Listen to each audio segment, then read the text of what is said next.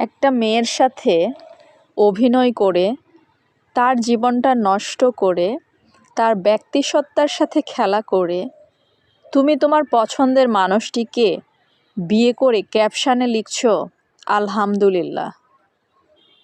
আল্লাহ কি আসলেই তোমাকে ছেড়ে দিবে? প্রকৃতির প্রতিশোধ কি তোমাকে ছেড়ে দিবে?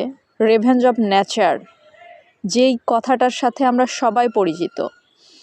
আল্লাহ ছাড় দেয় কিন্তু ছেড়ে দেয় না, যেই কথাটা আমরা সবাই জানি।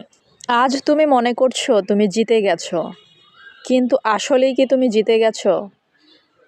এই জেতার মাধ্যমে কি তুমি আসলেই ভালো থাকতে পারবে? তুমি কি সুখী হতে পারবে অন্য কারো জীবন নষ্ট করে? কখনোই পারবে না। মানুষ আসলে এতটা অমানুষ হয়ে গেছে এখনকার দুনিয়ায়, মানুষের মনুষ্যত্ব বোধ, মানুষের বিবেকবোধ এতটাই তলানিতে ঠেকেছে। এই দুনিয়া আসলে ধ্বংসের পরিক্রমায় চলছে। আমাদের দুনিয়াটা হয়তো অচিরেই ধ্বংস হয়ে যাবে শুধু মানুষের মনুষ্যত্বহীনতার কারণে। আজ যেই অন্যায় তুমি করছো, যেই অন্যায় করে তুমি বুক ফুলিয়ে ঘুরে বেড়াচ্ছ, সেই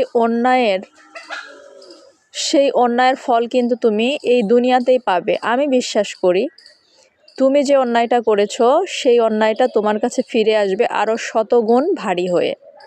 শুধু সময়ের অপেক্ষা, শুধু আল্লাহর পরিকল্পনার অপেক্ষা, শুধু আল্লাহর ফয়সালার অপেক্ষা। আসসালামু আলাইকুম সুপ্রিয় ভিউয়ার্স, আজকে প্রথম আমি এই ডালটি রান্না করেছি রুটি বা পরোটার সাথে খাওয়ার জন্য। কেমন হয়েছে আশা করি সবাই জানাবেন। আপনাদের অসংখ্য অসংখ্য ধন্যবাদ।